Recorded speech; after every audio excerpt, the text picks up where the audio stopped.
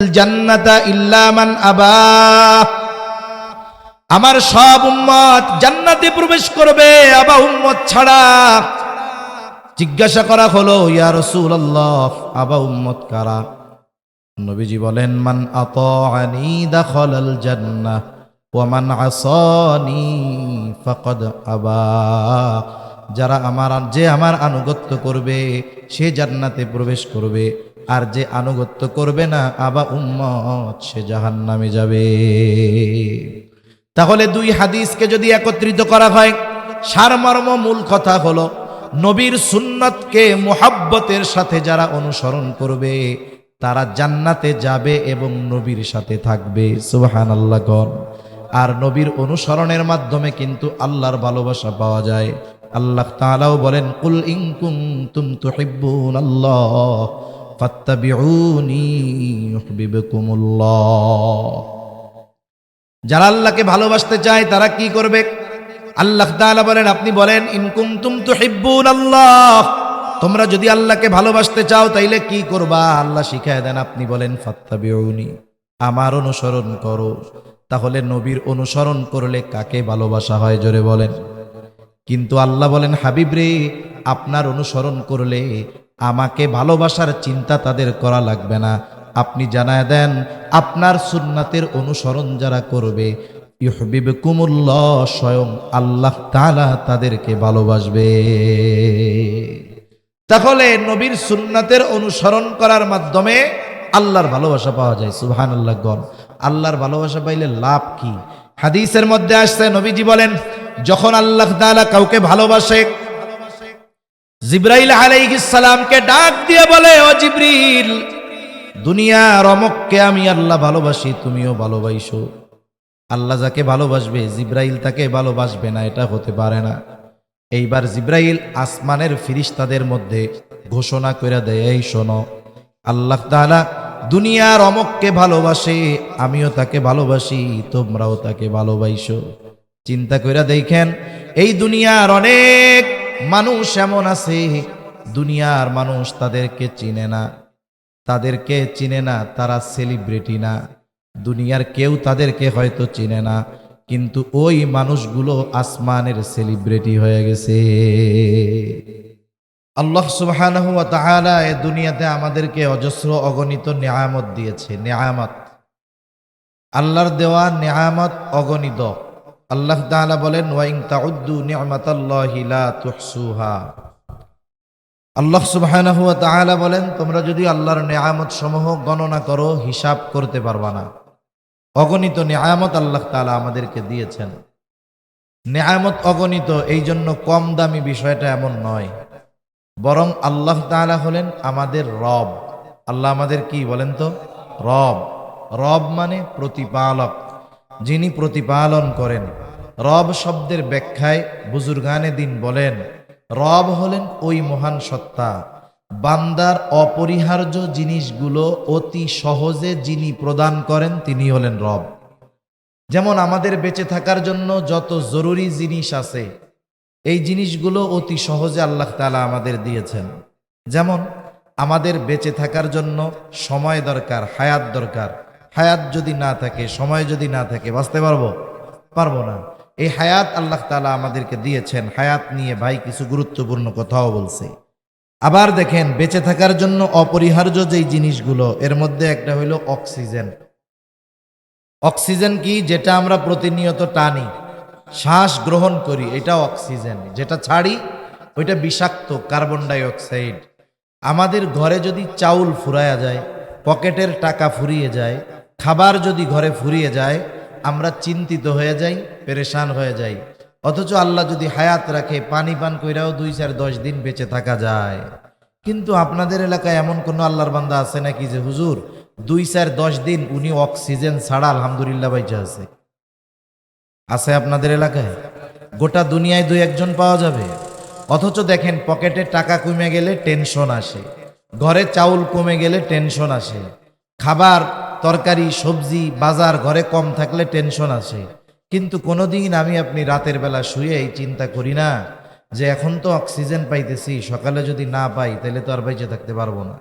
এ চিন্তা আমাদের করা লাগে? কেন লাগে না বা কেন করি না?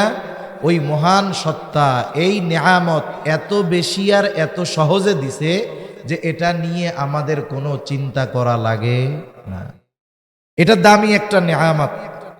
তবে দামি দামি নেয়ামত গুলার মধ্যে অন্যতম এবং সবচাইতে দামি নেয়ামত হলো ঈমান। ঈমান হলো সবচাইতে দামি নেয়ামত। সাথে সাথে আল্লাহ তাআলা যে আমাদেরকে মুহাম্মাদুর রাসূলুল্লাহ সাল্লাল্লাহু আলাইহি ওয়াসাল্লামের উম্মত বানিয়েছে, এটা আল্লাহ তাআলার পক্ষ থেকে আমাদের প্রতি বিশেষ অনুগ্রহ আর নেয়ামত। সুবহানাল্লাহ বলেন।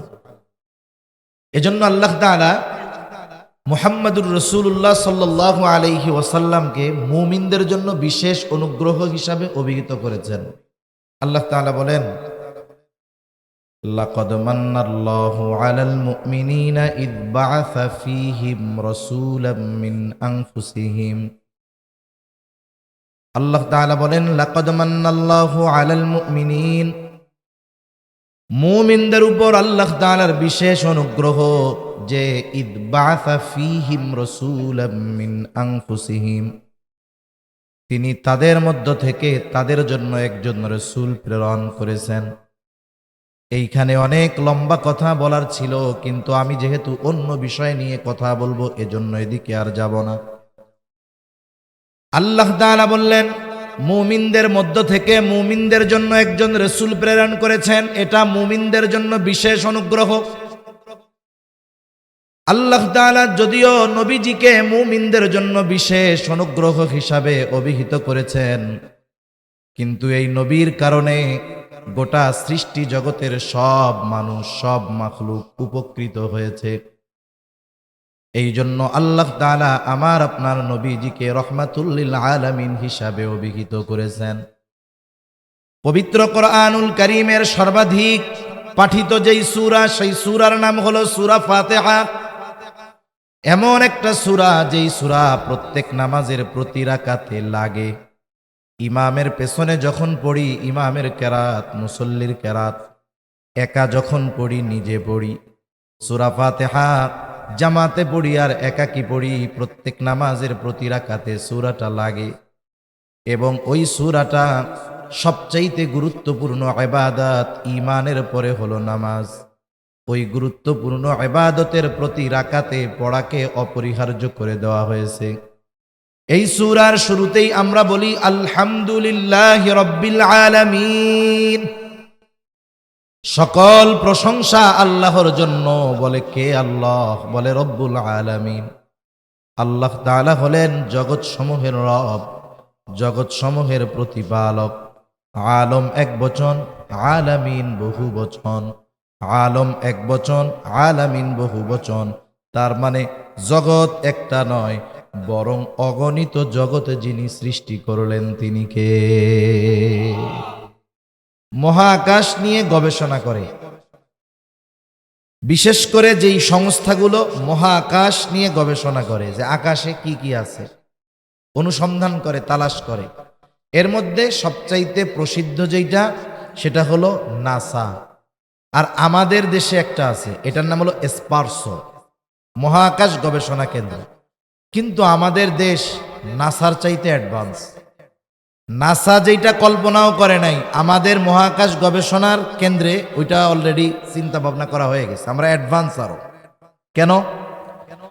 আচ্ছা বলেন তো, আপনি যদি ডাক্তাররে ইঞ্জিনিয়ারিং এর দায়িত্ব দেন, ওই ডাক্তার কি ইঞ্জিনিয়ারিং বা ইঞ্জিনিয়ারের কাজ সে করতে পারবে? যত ভালো ডাক্তার হোক, সে কি ইঞ্জিনিয়ারের কাজ করতে পারবে? পারবে না।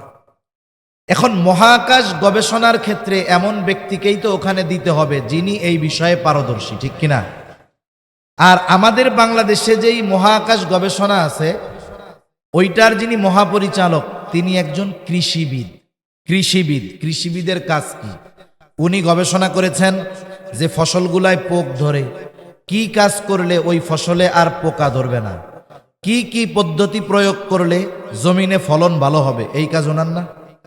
এবং আপনারা মাঝে মধ্যে শুনে থাকেন যে মঙ্গল গ্রহে মানুষের বসবাসের ব্যবস্থা করা হবে, মাঝে মধ্যে এরকম শুনেন না? মানুষ বসবাস করতে হলে যেখানে বসবাস করবে সেই জায়গায় খাবারের ব্যবস্থা করতে হবে না? খাবারের ব্যবস্থা যদি করতে হয় চাষাবাদ লাগবে না? এখন ওই মঙ্গল গ্রহে চাষাবাদ কারা করবে, এই চিন্তা কইরা বাংলাদেশে মহাকাশ গবেষণা কেন্দ্রে একজন কৃষিবিদকে নিয়োগ দেওয়া হয়ে গেছে। তাইলে নাসা অ্যাডভান্স নাকি আমরা অ্যাডভান্স? হায় হায়, এগুলো তো আমরা বললাম, কিন্তু মাঝে মধ্যে হাসি আসে কথা শুনলে। এখন গল্প একটা বলি, আমার গল্প মনে পড়ে গেল একটা। এখন 3 জন বন্ধু, কয় বন্ধু? একজন হলো 2 চোখেই দেখে না, একজন কি 2 চোখেই দেখে না, একেবারে অন্ধ। আর একজন বন্ধু এর 2টা পাই নাই। আর এক বন্ধু একেবারে মিসকিন ফকির, ওর কিছুই নাই। এখন 2-3 বন্ধু দুপুরবেলা এক জায়গায় বসে আছে। এখন ওই যে কানা, যে চোখে দেখে না, বুঝছেন, ও হঠাৎ করে কইতেছে, দেখ ভাই, আকাশে না খুব তারা উঠছে। দুপুরবেলায় কি তারা দেখা যায়? যে অন্ধ, ও কোন সময় দিন রাত এই অনুভূতি অনেক সময় থাকে না। এখন এই কথা শুই না, যার 2 ঠ্যাং নাই, 2 পা নাই, ও কইরা লাথি মাইরা একবারে ধরে ফেলায় দেয়। এখন এই খবর শুই না ওই আর এক বন্ধু যে মিসকিন, ও কয়, দোস্ত মার লাথি, যত টাকা লাগে আমি দিব। আমাদের দেশের অবস্থা এইরকম, যেখানে যাকে দরকার সেইখানে তাকে না দিয়া, যে যেটার উপযুক্ত নয় ওইটা তারে দিয়া রাখছে। দেশের অবস্থা এরকম, সেজন্যই তো অবস্থা খারাপ। আল্লাহ সহি বুঝ দান করেন, বলিয়া আমিন। মহাকাশ গবেষণা করে পৃথিবীর সবচাইতে প্রসিদ্ধ যেই প্রতিষ্ঠান, সেটা হলো নাসা। মাঝে মধ্যে গবেষণা করে দেখেন, আমাদেরকে বলে যে পৃথিবী থেকে 1 কোটি আলোকবর্ষ মাইল দূরে একটা গ্রহের সন্ধান পাওয়া গেছে, একটা জগতের সন্ধান পাওয়া গেছে, এবং ওই জগতে প্রাণীর অস্তিত্ব থাকতে পারে। যখন পত্রিকায়, টেলিভিশনে, মোবাইলে ফলাও করে প্রচার করা হয়, তখন আমরা অবাক হয়ে যাই, হতভম্ব হয়ে যাই, আহারে, আরো মনে হয় জগৎ আছে। বিজ্ঞান বলার পরে আমরা হতবাক, হতভম্ব হই।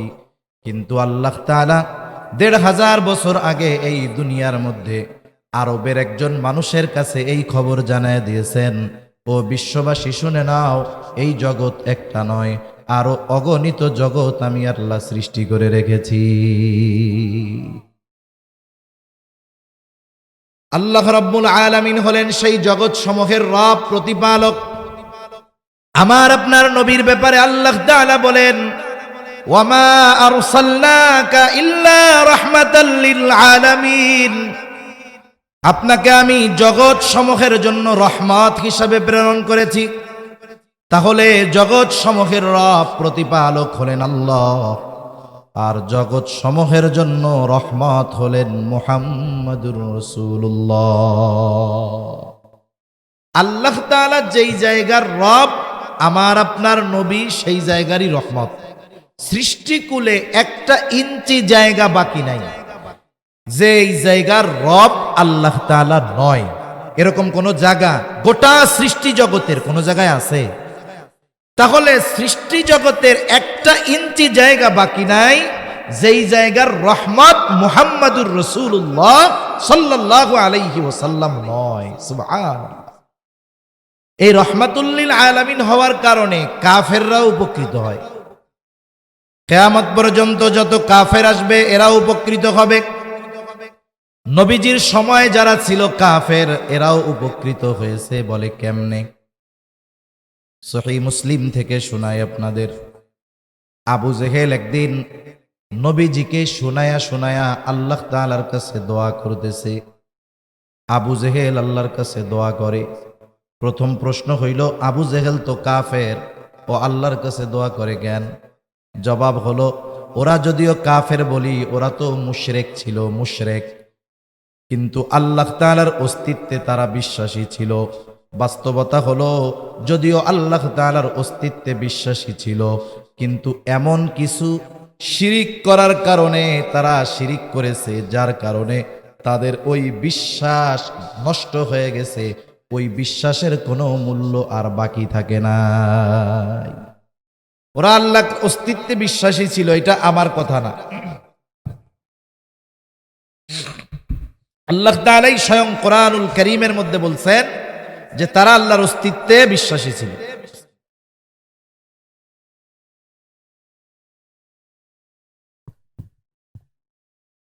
আল্লাহ তাআলা কোরআনুল কারীমের মধ্যে বলেন, ওয়ালাইন সাআলতাহুম মান খালাকাস সামাওয়াতি ওয়াল আরদা লায়াকুলুন্নাল্লাহ। আল্লাহ তাআলা বলেন, আপনি যদি মক্কার মুশরিকদেরকে জিজ্ঞাসা করেন, মান খালাকাস সামাওয়াতি ওয়াল আরদ, আসমান এবং জমিনের স্রষ্টা কে, আপনার প্রশ্নের জবাবে তারা কি বলবে?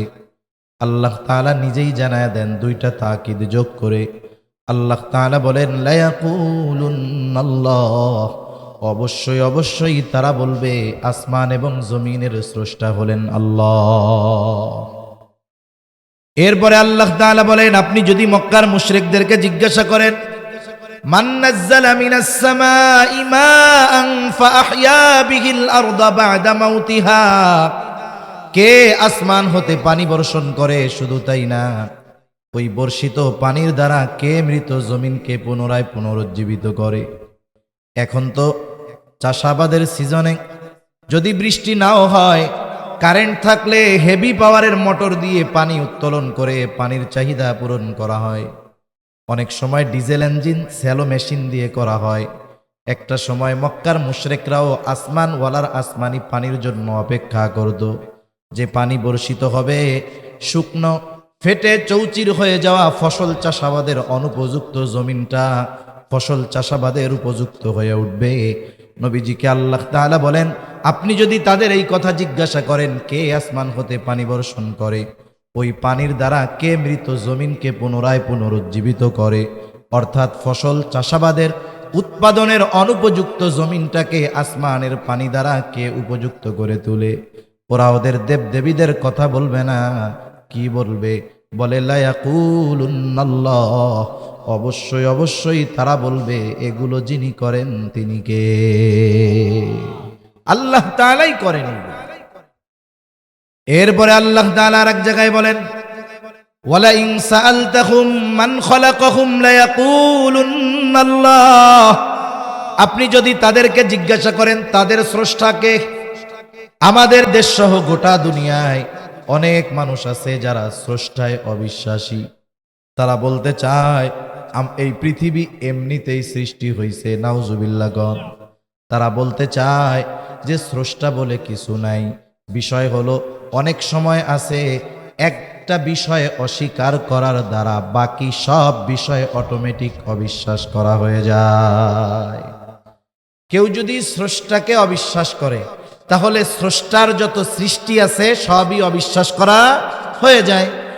জান্নাত, জাহান্নাম, পরকাল, আখিরাতে সব অবিশ্বাস হয়ে গেছে। নাস্তিক যারা, এরা বলে স্রষ্টা বলে কিছুই নাই, নাউজুবিল্লাহ। কিন্তু মক্কার মুশরিকরা এই কথা বলতো না।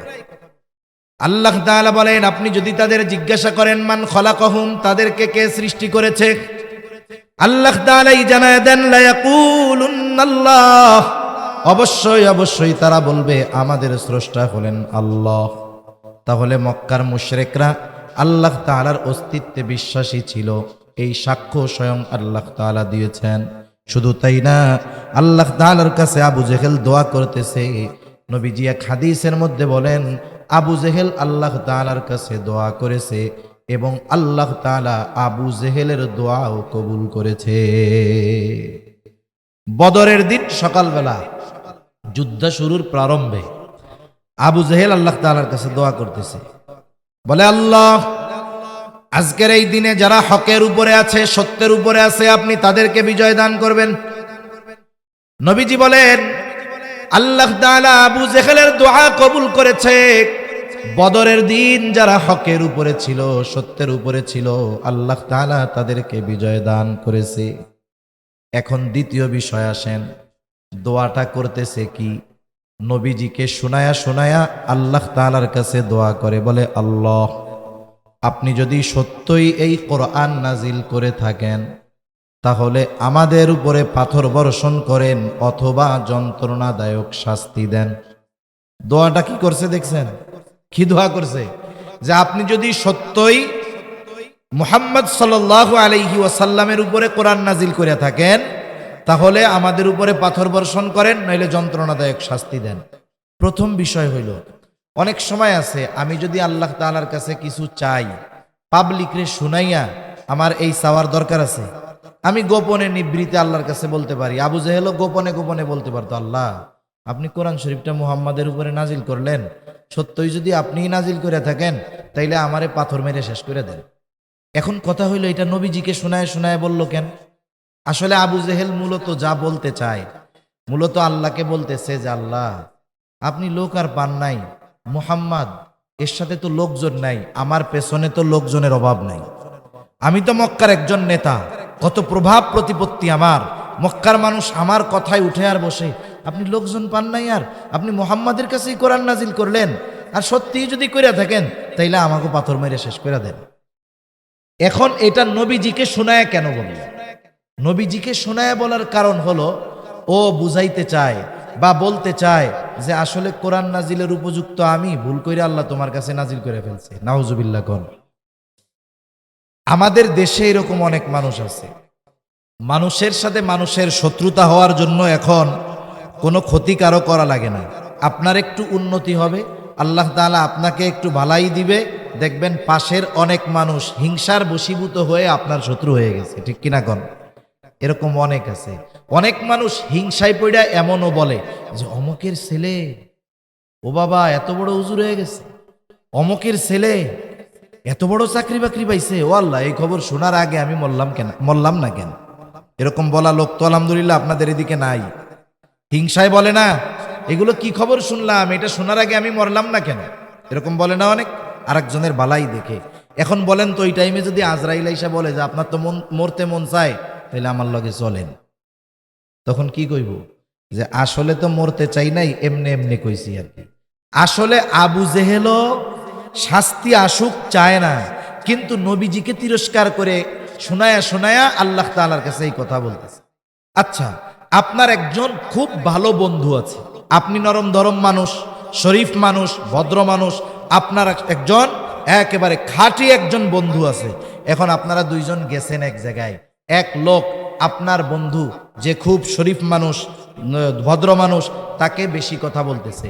আমাদের সমাজে অনেক মানুষ আলহামদুলিল্লাহ এরকম আছে, ওই রহমানের বান্দার গুণ তার মধ্যে আছে। ওয়াইদা খাতাবাহুমুল জাহিলুনা ক্বালু সালামা, জাহেলরা যখন তাদেরকে উদ্দেশ্য করে কিছু বলে তারা চুপ থাকে, বলে সালাম সালাম। এখন ওই আপনার বন্ধু যিনি ভদ্র, ওরে একজন বেশি কথা বলতেছে আর উনি চুপ করে বসে আছে, কিছু কয় না, মাথা নিচের দিক দিয়া চুপ করে আছে, কিছু বলে না। ওনার কষ্ট লাগতেছে কথাটায়, কিন্তু কিছু বলতেছে না। এরকম লোক কিছু আছে না? এখন পাশে আপনি বন্ধু, আপনার তো পাওয়ার অন্যরকম, আপনি তখন কি করবেন? বন্ধু কিছু বলে না ঠিক, বন্ধুকে যে বেশি কথা বলতেছে অন্যায়ভাবে বিনা কারণে, তার প্রতিবাদ করবেন না? কি বলবেন? এই মিয়া, এর সাথে এরকম আচরণ কেন? ভদ্র মানুষ পাইছো এই জন্য না? আমাকে মতো লোক হইলে এতক্ষণ ঠ্যাং ভেঙে হাতে ধরাইয়া দিতাম। ঠিক কিনা বলেন? নবীজি চুপ, কিন্তু আল্লাহ তাআলা তো আবু জেহেলের কথার জবাব পাঠায় দিচ্ছে। আল্লাহ রাব্বুল আলামিন জবাব পাঠায় দিয়েছেন। কেমন যেন আল্লাহ তাআলা বলেন, ও আবু জেহেল, তোমরা যেটা করো, যা বলো, তাতে তো তোমরা শাস্তির উপযুক্ত, আযাবের উপযুক্ত। এখন কথা হইল, কেন তোমাদেরকে আযাব দেওয়া হয় না? আল্লাহ তাআলা নবীজিকে জানায় দেন, ওয়ামা কানাল্লাহু লিয়ুআযিবাহুম ওয়া আনতা ফীহিম, আপনি যতক্ষণ তাদের মাঝে আছেন আমি ততক্ষণ তাদেরকে কোনো আযাব দিব না। এখন কথা হইল, নবীজিকে কষ্ট দেয়, নবী আছে, নবীর উপস্থিতিতে কেন তাদেরকে শাস্তি দেওয়া হবে না? প্রথম বিষয়, অতীতের ইতিহাসে যত নবীর উম্মতদেরকে শাস্তি দেওয়া হয়েছে, প্রথমত আমার আপনার নবীর আগে যত নবী দুনিয়া এসেছে, গোটা সৃষ্টি জগতের জন্য কেউ নবী হন নাই। প্রত্যেকটা নবীর নবুয়াতির একটা এরিয়া ছিল, এলাকা ছিল। কেউ ছিলেন এলাকা ভিত্তিক নবী, কেউ ছিলেন কোনো দেশের নবী। যখন কোনো উম্মত অবাধ্যতার চূড়ান্ত পর্যায়ে পৌঁছায়া যাইত, আল্লাহ তাআলা যদি আযাব দিতে চাইতেন, ওই এলাকার যেই নবী তাকে আগে সরায়া নিতেন, এরপরে আল্লাহ তাআলা ওই জায়গায় আযাব দিতেন। কারণ একজন নবীর উপস্থিতিতে ওই নবীর নবুয়াতির এরিয়ার ভিতরে আযাব আল্লাহ তাআলা দিবেন না, আগে তাদেরকে নিরাপদে সরায় নেবেন। এখন বলেন তো, আমার আপনার নবীজির নবুয়তির পরিব্যাপ্তি কোনো এলাকাব্যাপী? আমার আপনার নবীজির নবুয়তির পরিব্যাপ্তি গোটা সৃষ্টি জগৎ। সেজন্য কবি কত সুন্দর কথা বলে, রবুবিয়ত খুদা কি হ্যায় জাহাতা, নবুয়তি মুস্তাফা কি হ্যায় উহাতা। আল্লাহ তাআলার রবুবিয়তের বিস্তৃতি যত দূর, আমার আপনার নবীজির নবুয়তির বিস্তৃতি তত দূর। আমার আপনার নবীজির নবুয়তির বিস্তৃতি যত দূর, আমার আপনার নবীজি তত দূরের জন্যই রহমাতুল লিল আলামিন। সুবহানাল্লাহ বলেন, রহমত। এখন আল্লাহ তাআলা যে আযাব দিবে, গোটা সৃষ্টি জগতের একটা জায়গাও তো বাকি নাই যেই জায়গার রহমত নবী নয়। তাইলে নবীর উপস্থিতিতে আযাব দিতে হইলে আগে নবীকে সরায় নিতে হবে, নবুয়তির এরিয়ার বাইরে নিতে হবে। এরকম কোন জায়গা সৃষ্টি জগতে আছে? এই জন্য নবীজি রহমাতুল লিল আলামিন জমিনের উপরে আছে। ওই জমিনের উপরে আল্লাহ তাআলা আযাব দিবেন কেমনে? এই জন্য কাফেররাও বাইচা গেছে। অনেক সময় দেখবেন আমার আপনার ঘরেও বা পরিচিত জন, ছোট ভাই অপরাধ করে, অপরাধ, ওই জায়গায় একজন সম্মানিত ব্যক্তি আছে, অপরাধ করতেছে, তাকে শাস্তি দেওয়ার জন্য আমি রাগ হচ্ছি, দাঁত কিটমিট করতেছি, কিন্তু ওই সম্মানিত ব্যক্তি উপস্থিত থাকার কারণে তাকে আমরা কিছু বলি না। এইবার যখন ওই সম্মানিত ব্যক্তি চইলা যায়, আমরা এবার ওকে বলি, তোর কপালটা ভালো রে, অমকে আসিল, নাইলে তো তোরে একবারে ঠ্যাংটা ভাঙিয়া দিতাম, বলি না? তার মানে অনেক সময় সম্মানিত ব্যক্তির সম্মান রক্ষার্থে অনেককে আমরা শাস্তি থেকে বাঁচায়া দেই, শাস্তি দেই না। নবীজি রহমাতুল লিল আলামিন হওয়ার কারণে এই কাফেররা নগদ শাস্তি থেকে বেঁচে গেছে, কিয়ামত পর্যন্ত বাঁচতেছে, কিয়ামত পর্যন্ত ওরা বাঁচবে। এটা নবীজির দোয়ার বরকত, নবীজি রহমাতুল লিল আলামিন হওয়ার কারণে এই সুবিধা তারাও ভোগ করতেছে। তাহলে কাফেররা যেই নবীর দ্বারা উপকৃত হয়, হচ্ছে, কিয়ামত পর্যন্ত হবে। সেই নবী তার উম্মতের ব্যাপারে কেমন ছিলেন? গোটা সৃষ্টি জগতের সব উম্মতের জন্য তার মায়া, বিশেষ করে মুমিনদের জন্য তো স্পেশাল মায়া। হাদিসের মধ্যে আসছে আব্দুল্লাহ ইবনে আমর ইবনুল আস রাদিয়াল্লাহু তাআলা আনহু থেকে, তিনি বলেন, মজলিসের মধ্যে অনেক সাহাবায়ে কেরাম বসা, নবীজি হঠাৎ করে কোরআন থেকে তিলাওয়াত করতেছেন। তিনি বলেন, আন্নান নবী সাল্লাল্লাহু আলাইহি ওয়াসাল্লাম তালা মা কওলাল্লাহি আযজা ওয়া জাল্লা ফি ইব্রাহিম আলাইহিস সালাম। নবীজি সাল্লাল্লাহু আলাইহি ওয়াসাল্লাম তিলাওয়াত করলেন যা আল্লাহ তাআলা ইব্রাহিম আলাইহিস সালামের ব্যাপারে নাজিল করেছেন। কি নাজিল করেছেন? আল্লাহ পবিত্র কোরআনুল কারীমের সূরা ইব্রাহিম 13তম পারার 19 নম্বর পৃষ্ঠার শুরুতেই আল্লাহ তাআলা বলেন, রব্বি ইন্নাহুন্না আযলালনা কাসীরাম মিনান নাস ফামান তাবিআনি ফাইন্নাহু মিন্নি ওয়ামান আসানি ফাইন্নাকা গফুরুর রহিম। ইব্রাহিম আলাইহিস সালাতু ওয়াস সালাম তার গুনাহগার উম্মতের জন্য আল্লাহ তাআলার কাছে দোয়া করতেছে, বলে, রব্বি ইন্নাহুন্না আযলালনা কাসীরাম মিনান নাস, ও আমার রব, এই প্রতিমাগুলো, এই মূর্তিগুলা অধিকাংশ মানুষকে পথভ্রষ্ট করে ফেলছে, পথচ্যুত করে ফেলেছে। ফামান তাবিআনি ফাইন্নাহু মিন্নি, তবে যারা আমার আনুগত্য করেছে তারা তো আমার দলভুক্ত। কিন্তু ইব্রাহিম আলাইহিস সালামের সব উম্মত তো মূর্তি পূজা ছাড়ে নাই। উম্মত মোমেন হোক আর কাফের হোক, সকল ধরনের উম্মতের উপরে প্রত্যেকটা নবীর মায়া মোহাব্বত ভালোবাসা চাইতে খারাপটার জন্য চিন্তা আরো বেশি হয়, ঠিক না?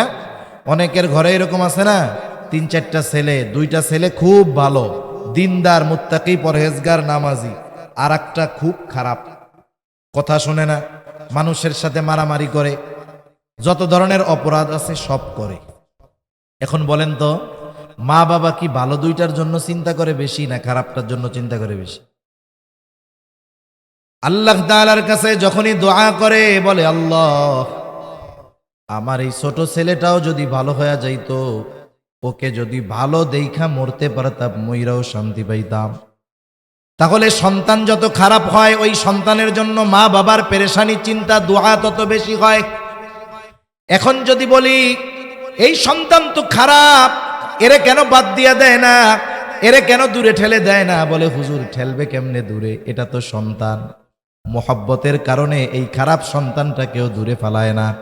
আরে ভাই, আমার আপনার মা বাবা আমাকে আপনাকে কত ভালোবাসে, আল্লাহর কসম তার চাইতে আমার আপনার নবী আমাকে আপনাকে আরো অনেক বেশি ভালোবাসে।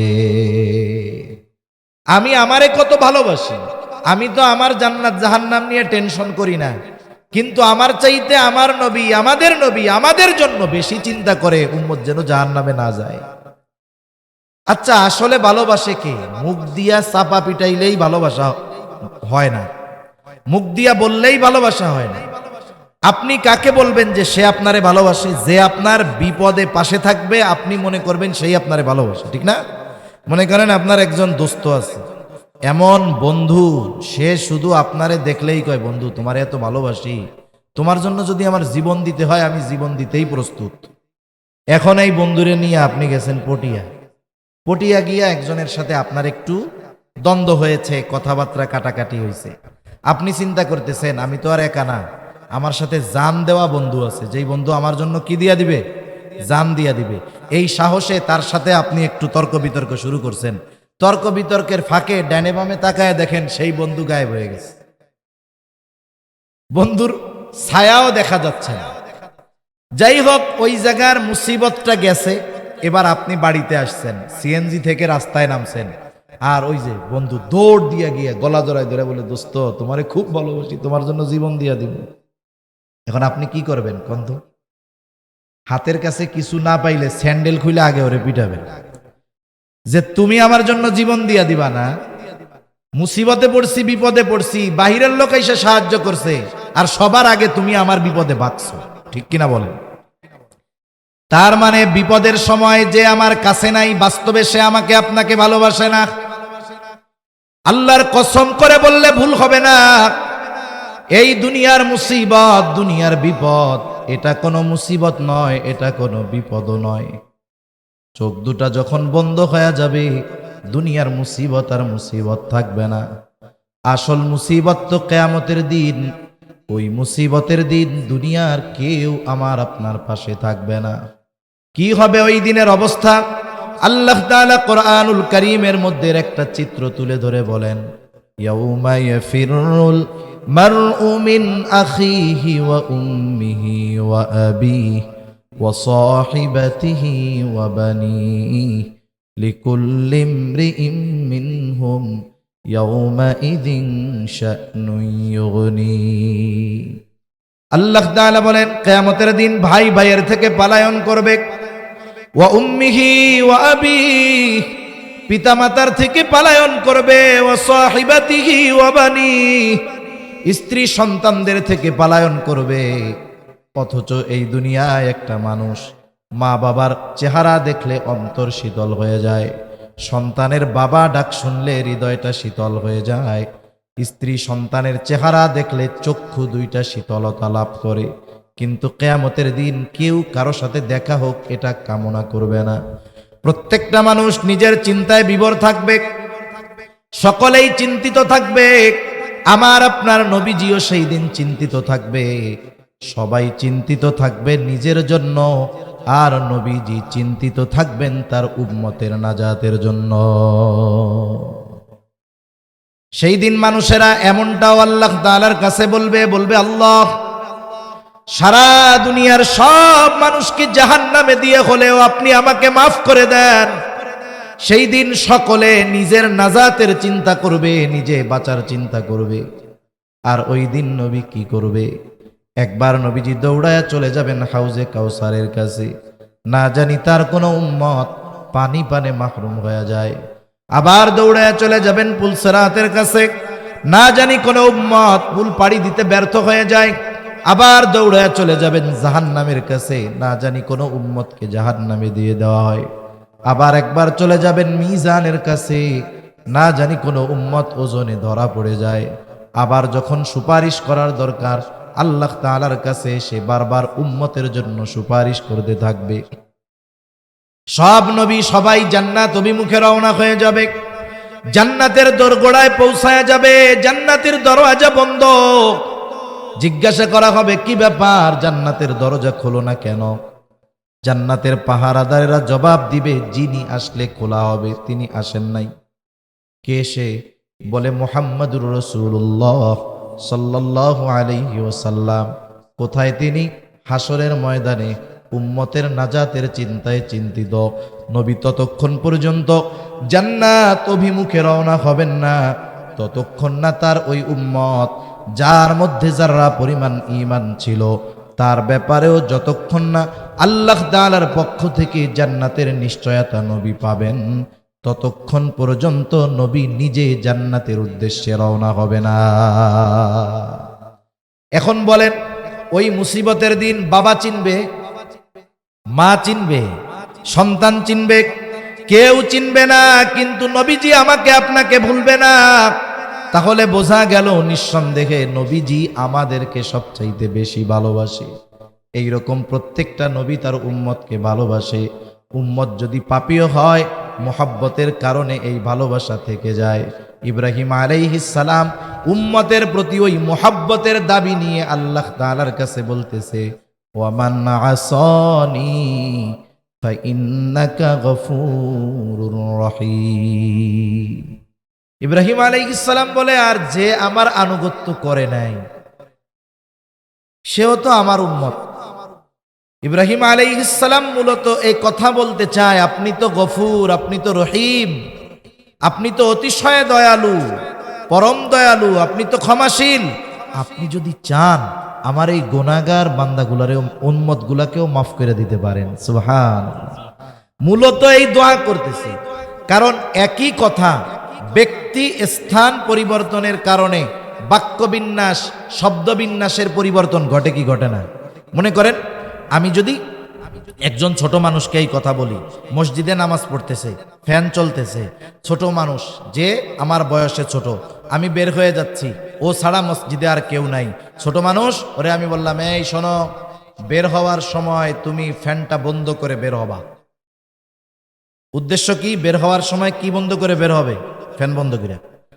এখন ওই জায়গায় যদি ছোট না হয়ে আমার চেয়ে বড় হয়, মুরব্বী হয়, তারে যদি আমি বলি যে বের হওয়ার সময় ফ্যান বন্ধ করে বের হবা, একই কথা ছোটর বেলায় খাটবে, বড়র বেলায় কি এটা খাটবে? এটা বেয়াদবি হয়ে যাবে না?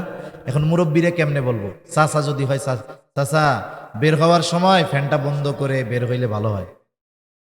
কথা বললাম এই, কিন্তু উদ্দেশ্য কি? যে ফ্যানটা বন্ধ করে দিয়েন। ইব্রাহিম আলাইহিস সালাতু ওয়াস সালাম সরাসরি বলতেছেন আল্লাহ মাফ করে দেন, কিন্তু যা বলতেছে তাতে কি বোঝা যায়? যে আল্লাহ আপনি তো গফুর, আপনি তো রহিম, যারা আমার আনুগত্য করে নাই তারা তো আমারও উম্মত, আমারই উম্মত, আল্লাহ আপনি মাফ করে দিয়েন। সুবহানাল্লাহ। ওয়াকালা ঈসা আলাইহিস সালাম, ইন তুআযিবুহুম ফাইন্নাহুম ইবাদুক ওয়া ইন তাগফির লাহুম ফাইন্নাকা আনতাল আজিজুল হাকীম। ঈসা আলাইহিস সালাম আল্লাহ তাআলার কাছে উম্মতের জন্য দোয়া করছে। আল্লাহ তাআলা সেই দোয়ার খবর জানায় দেয়। ঈসা আলাইহিস সালাম বলে, ইন তুআযিবুহুম ফাইন্নাহুম ইবাদুক, আপনি যদি তাদেরকে শাস্তি দেন তারা তো আপনারই বান্দা, ওয়া ইন তাগফির লাহুম ফাইন্নাকা আনতাল আজিজুল হাকীম, আর যদি আপনি তাদেরকে ক্ষমা কইরা দেন আপনি তো আজিজ, মহাপরাক্রমশালী, হাকিম, মহাপ্রজ্ঞাময়। এখানেও কেমন যেন ঈসা আলাইহিস সালাম বলে, আল্লাহ রে, আপনি তো মহাপ্রজ্ঞাময়, আপনি তো মহাপরাক্রমশালী, আপনি চাইলেই তো আপনার এই গুনাহগার বান্দা আমার এই উম্মতগুলোকে আপনি মাফ কইরা দিতে পারে। দুই নবী তার গুনাহগার উম্মতের ব্যাপারে দোয়া করছে কার কাছে? আল্লাহ তাআলার কাছে দোয়া করছে। ছোট বাচ্চারা দেখবেন, ওরে নিয়ে আপনি যাইতেছেন, হাঁটতেছেন রাস্তায়, কিছুই বলতেছে না, হঠাৎ করে দেখবে যে ওর মতো ছোট একটা পোলা ললিপপ খাইতেছে। ছোট বাচ্চা তো, যখন আর একজনকে খাইতে দেখছে, এবার কি করবে? আব্বা, ও আব্বা, আব্বা রে, কি আমার একটা ললিপপ কিনে দেন। এখন ওর কিন্তু একটু আগে মনে ছিল না, মনে পড়ছে কেন? আর একজন রে খাইতে দেখছে। এই জন্য নবীজি উম্মতের চিন্তা সব সময় করেন, কিন্তু যখন এই দুই নবীর দোয়া তিলাওয়াত করছেন তখন গুনাহগার উম্মতের প্রতি নবীজির অন্তরে মোহাব্বতের ঢেউ উঠে গেছে। সুবহানাল্লাহ। এবার নবীজি কি করলেন? বলে ফারাফা ইয়াদাইহি ওয়া ক্বালা আল্লাহুম্মা উম্মতি উম্মতি ওয়া বাকা। নবীজি দুই হাত উঁচু করে কান্না করতেছে, চোখ দিয়ে অজর ঝরায় পানি পড়ে, আর বলে আল্লাহুম্মা উম্মতি, আল্লাহ আমার উম্মত আমার উম্মত। দুই হাত উঁচু করে কান্না করতেছে আর বলে আমার উম্মত আমার উম্মত। আর কিছুই নবীজি বলেন না। বলেন তো, নবীজি কিছু বলুক আর না বলুক, দুনিয়ার মানুষ কিছু বুঝুক আর না বুঝুক, দুনিয়ার মানুষ জানুক আর না জানুক, কিন্তু নবীজি কি বলতে চায় যিনি জানেন তিনি কে? আল্লাহ তাআলা জিবরাইল আলাইহিস সালাতু ওয়াস সালামকে বলে, জিবরাইল যাও মুহাম্মাদের কান্নার কারণ জিজ্ঞাসা করো। জিবরাইল আলাইহিস সালাতু ওয়াস সালাম চলে আসছে, এসে জিজ্ঞাসা করে আপনার কান্নার কারণ কি? যদিও আল্লাহ তাআলা সবকিছু জানে, এরপরেও আপনার কাছ থেকে জানতে চায়। এখন কথা হইল, আল্লাহ তাআলা সব কিছুই যেহেতু জানে, আবার কেন নবীর কাছ থেকে জানতে চায়? একটা উদাহরণ দেই, তাইলে বুঝতে সহজ হবে। মনে করেন আমাদের দেশের মাদ্রাসাগুলো, আবাসিক যেই মাদ্রাসাগুলো, মক্তবে হেফজখানায় অনেক দূরের দূরের ছাত্র অনেক সময় লেখাপড়া করে কি করে না? মনে করেন আপনাদের মালিয়ারায় মাদ্রাসা, ওর বাড়ি মনে করেন পটিয়া, ও এইখানে হেফজখানায় পড়ে, মাদ্রাসায় পড়ে। ছোট বাচ্চা বৃহস্পতিবার বিকাল বেলায় আসরের পরে হুজুরের সামনে আইসা বসছে, বৈশাখ কান্না শুরু করছে, চোখ দিয়া পানি পড়তেছে।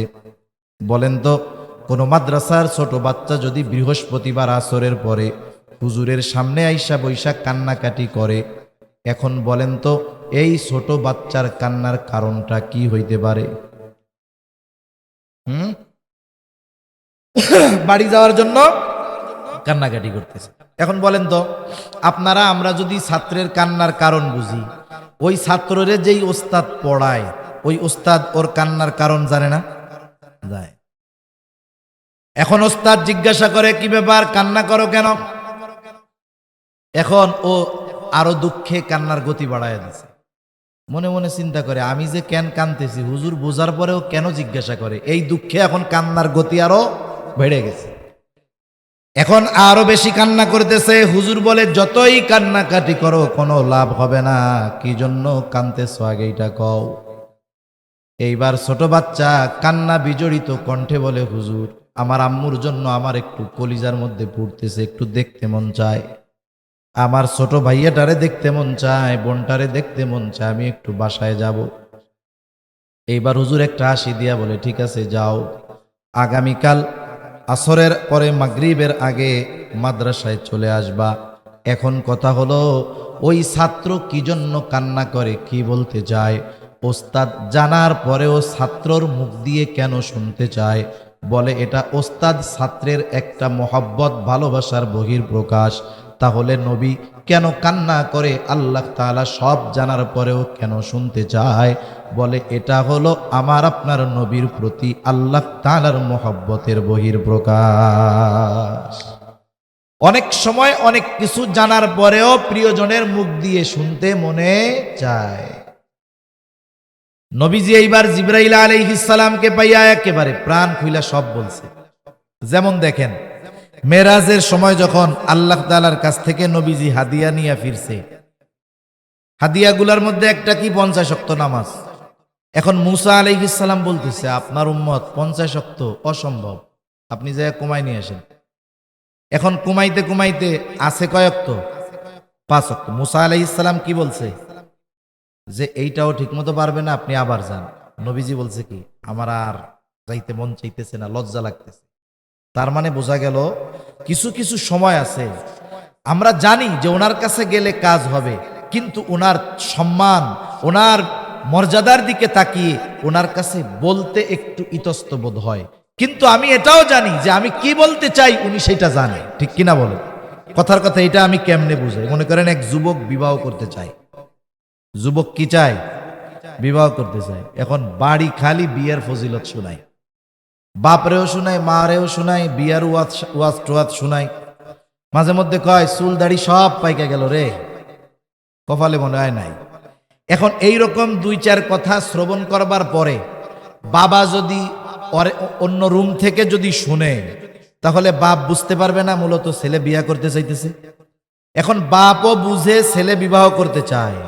এখন এই ছেলে বাবার কাছে গিয়ে নিজের বিবাহের কথা বলতে লজ্জা পাবে কি পাবে না?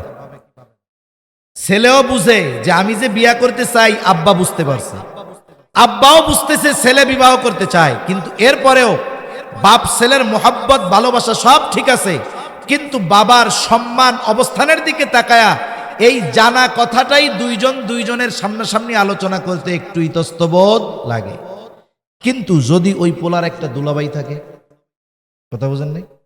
এখন ওই ছেলের বাবা দুলাভাইরে বলতেছে আর কি, শ্বশুরেও নারে বলতেছে যে তোমার শালার তো বাপ সাপ ভালো না, কি করতে চায় কি বলতে চায় তুমি একটু জিজ্ঞাসা করো তো। এখন আপনার কাছে আইসা বলতেছে যে কিরে তোমারে নাকি রোগে ধরছে, এখন কি রোগ ধরছে এবার আমারে কও। এখন বলেন তো দুলাভাইয়ের কাছে শালা প্রাণ খুইলা সব কথা বলতে পারবে কি পারবে না? কেন? বলে সম্পর্ক আছে এই জন্য। যতই দুলাবার সাথে সম্পর্ক থাক, দুলাভাইয়ের চাইতে কি বাপ মোহাব্বত বেশি করে না কম করে? নিঃসন্দেহে বেশি করে। আল্লাহ তাআলা জিবরাইল আলাইহিস সালামকে পাঠাইছে, জিবরাইল আলাইহিস সালামের কাছে কি বলবে নবী এটা আল্লাহ তাআলা জানে, নবীও জানে, আমি যা বলবো আল্লাহ তাআলা সব জানে। কিন্তু জিবরাইলের সাথে তো নবীজির এমন একটা সম্পর্ক যে কথাটা অন্তর থেকে মন খুইলা প্রাণ খুইলা সব এনার কাছে বলা যাবে। সব কথা জিবরাইল আলাইহিস সালামের কাছে বলছে। জিবরাইল আলাইহিস সালাতু ওয়াস সালাম আল্লাহ তাআলার কাছে গিয়ে বলে, আল্লাহ আপনার হাবিবের কান্নার কারণ হইল তার উম্মতের চিন্তায় তিনি কান্না করেন। আল্লাহ তাআলা সব কথার জবাব এক কথা দিয়ে জানায় দিলেন যে যাও মুহাম্মদকে গিয়ে জানায় দাও আমি অচিরেই তাকে তার উম্মতের ব্যাপারে সন্তুষ্ট করব, আমি তাকে তার উম্মতের ব্যাপারে অসন্তুষ্ট করব না। সেই জন্য নবীজি যখনই সুযোগ পাইতেন উম্মতের ব্যাপারে আল্লাহ তাআলার কাছে বলতেন। মেরাজে গেছেন, নিজের জন্য নিজের পরিবারের জন্য বলেন নাই, ওইখানে গিয়েও আমার আপনার নবী আমাদেরকে ভুলে যান নাই। এই নবীর উম্মতের প্রতি এমন দরদ, উম্মতের দ্বারা আঘাতপ্রাপ্ত হওয়ার পরেও তাদের ব্যাপারে তিনি বরদোয়া করেন নাই। তায়েফের ঘটনা এটা আমাদের সকলের জানা আছে। তায়েফের মানুষেরাও নবীজিকে পাথর দিয়ে এমন ভাবে আঘাত করেছে, নবীজিকে যেই পাথরগুলো দিয়ে আঘাত করেছে ওগুলো ছোট ছোট ছিল না, বড় বড় ছিল, ধারালো ছিল, চোখা ছিল। যখন ওই ধারালো পাথর, চোখা পাথর নবীজির গায়ে আঘাত করেছে, গায়ের মধ্যে ক্ষত হয়েছে, রক্ত বের হওয়া শুরু হয়ে গেছে, রক্ত বেয়ে বেয়ে পড়ে শরীরের পোশাক ভিজে গেছে। এবার গা বেয়ে বেয়ে পা বেয়ে বেয়ে রক্ত জুতার মধ্যে ঢুকে ওই রক্ত শুকায়া জুতা নবীজির পায়ের সাথে আটকে গেছে। সারাদিন নবীজি দাওয়াত দিয়েছেন, এই ক্লান্ত দেহ নিয়ে, রক্তাক্ত দেহ নিয়ে নবীজি পড়ন্ত বিকালে আঙ্গুর বাগানের পাশে একটু বিশ্রাম নিচ্ছে। জিবরাইল আলাইহিস সালাতু ওয়াস সালাম হাজির, এসে বলে, ইয়া রাসূলুল্লাহ এই কওম আপনার সাথে কেমন আচরণ করেছে আপনার মালিক সব জানে। আমার সাথে নতুন একজন ফেরেশতা এসেছে যে ইতিপূর্বে কখনো আসে নাই। নবীজি বলেন, ওই ফেরেশতা আমার কাছে আসলো, আমাকে সালাম দেওয়ার পরে বলে, ইয়া রাসূলুল্লাহ এই কওম আপনার সাথে কেমন আচরণ করেছে আপনার মালিক সব জানেন, সব দেখেছেন। তিনি আমাকে আপনার আদেশ পালন করার জন্য পাঠিয়েছে। আপনি যদি আমাকে আদেশ দেন, আপনি যদি আমাকে নির্দেশ দেন, তাহলে দুই পাহাড় দিয়ে এদেরকে এমনভাবে পিষে দেওয়া হবে এদের কোনো অস্তিত্ব থাকবে না। এখানে যে একটা জনবসতি ছিল, জনপদ ছিল, একেবারে অস্তিত্বহীন হয়ে যাবে। আপনি যদি শুধু আদেশ দেন, দুই পাহাড় দিয়ে এদেরকে পিষে দেওয়া হবে। এই কথা বলবার পর নবীজি একটু আরাম করতেছিলেন, এবার নবীজি উঠে বসলেন। এই ফেরেশতার কথার জবাবে নবীজি কি বলেন? নবীজি বললেন, বাল আরজু আন ইয়াখরুজাল্লাহু মিন আসলাবিহিম মান ইয়াবুদুল্লাহা ওয়াহদাহু ওয়া লা ইউশরিকু বিহি শাইআ। নবীজি কেমন যেন বলতেছে, শোনো, তুমি তো আমাকে বলতেছো আদেশ দেন দুই পাহাড় দিয়ে এদেরকে পিষে দেই, কিন্তু শুনে নাও আমি তো এদের ব্যাপারে আল্লাহ তাআলার কাছেই আশা পোষণ করি যে আল্লাহ তাআলা এদের মধ্য থেকে এমন এক প্রজন্ম বের করবে, এমন এক সম্প্রদায় বের করবে যারা এক আল্লাহর ইবাদত করবে, তার সাথে কারো শরীক করবে না। আমি তো এদের থেকে এইটা আশা করতেছি, এরা ঈমান আনে নাই ঠিক আছে, কিন্তু এদের মধ্য থেকে আল্লাহ তাআলা হয়তো এমন মানুষ বের করবে যারা আল্লাহর ইবাদত করবে, আল্লাহর সাথে কারো শরীক করবে না। একটু চিন্তা করে দেখেন, যেই উম্মত দুনিয়ায় আসে নাই ওই উম্মতের প্রতিও নবীজির কেমন ভালোবাসা ছিল। নবীজি তার কথার দ্বারা কিয়ামত পর্যন্ত যত মুমিন উম্মত আসবে সকলের প্রতি ভালোবাসার বার্তা নবীজি দিয়ে গেছেন। নবীজি পথ চলতেছেন, সাথে অনেক সাহাবায়ে কেরাম। হঠাৎ করে নবীজি বলেন, আমার ভাইদেরকে দেখতে মন চায়। উপস্থিত সাহাবারা বলতেছে, ইয়া রাসূলুল্লাহ, আমরা কি আপনার ভাই নই? নবীজি বলেন, না, তোমরা হইলে আমার সাথী। তাহলে আপনার ভাই কারা? বলে, আমার পরে আমাকে না দেখে যারা আমার উপরে ঈমান আনবে তারা হলো আমার ভাই। এইবার চিন্তা করে দেখেন যে আল্লাহর নবী ভালোবাসার বার্তা আমাদেরকে জানায় দিয়ে গেছে। এখন বিষয়টা হলো এইরকম, একটা হাদিস বলতে গেলে লম্বা সময় কথা বলা যাবে, কিন্তু কিছু বিষয় এইরকম আছে, একটা বিষয় হাজার মানুষের বলার চাইতে অনেক সময় একজন ব্যক্তির বলাটা বেশি গ্রহণযোগ্য হয়। হয় না এরকম? মনে করেন আগের আমলে, অনেক আগে, যখন প্লেন সচরাচর এরকম ছিল না, অনেক সময় মানুষের মোবাইল ছিল না, দেখা যাইতো না, কথা বলতো না। অনেকে শুনতাম বিদেশে গেছে, বিয়া কইরা আসছিল, বিদেশে গেছিল, যখন বিদেশ থেকে একবার আসছে, যখন আসছে সে ছিল অবিবাহিত, বিয়া কইরা বিদেশ গেছে, বিদেশ থেকে যখন আসছে হলো দাদা হইয়া। কথা বুঝেন নাই? মানে একবারে 15-20 বছর থেকে আসছে। ওই জামানায় ছবি তোলার পাঠানোর মোবাইল কিছুই ছিল না। এক চিঠি পাঠাইতো, 6 মাস পরে, 1 বছর পরে, 12 বছর পরে পৌঁছাইতো। ঠিক কিনা বলেন? এই যে কয়েকদিন আগে, কয়েক মাস আগে মনে হয় দেখলাম, এক লোক নাকি অনেক আগে সে এক জায়গায় চাকরির জন্য ইন্টারভিউ দিছে, আল্লাহর বান্দার চাকরিও হয়ে গেছে। এখন তার চাকরির যেই লেটার এটাও তারে পাঠায়া দিছে, কিন্তু দুর্ভাগ্যবশত ওইটা পোস্ট অফিস থেকে তার বাড়িতে আর আসে নাই, আসছে গিয়ে 40 বছর পরে, বাংলাদেশের মধ্যেই। কয় বছর পরে আসছে? চাকরি ঠিকই হয়েছিল, চিঠি ঠিকই পাঠাইছিল, কিন্তু আসতে লাগছে কত বছর? 40 বছর। এখন আগেও এরকম অনেক সময় ছিল। তা ওই লোক মনে করেন বিদেশ থেকে আসছে, এখন এসে বিবাহ শাদী কইরা 6 মাস থাইকা আবার চলে গেছে, একটানা 18 বছর। ইতিমধ্যে আল্লাহ তাআলা তাকে একটা সন্তানও দান করছে। এখন সন্তান 18-19 বছরের যুবক, উনিও ফোন মোবাইল নাই, তো উনি চিন্তা করছে হঠাৎ করে বাড়ি গিয়ে আমি সবাইরে অবাক বানায় দিব। উনি এবার আসছে, বাড়িতে আসতে আসতে অনেক রাত, বাড়ি আইসা গভীর রাত দরজা টোকা দিছে। এখন বাড়িতে যদি একটা যুবক ছেলে থাকে, গভীর রাত্রে কি মহিলারা দরজা খুলতে যাবে নাকি? এখন ওই যুবক, তাগড়া যুবক, দরজা খুলতে গেছে। এখন দরজা খুলে দেখে একটা অপরিচিত মানুষ, ফোনেও দেখে নাই, ছবিও দেখে নাই। বাপরে কি চিনবে নাকি? চিনবে না তো। এখন দেখাই বলতেছে, আপনি কে?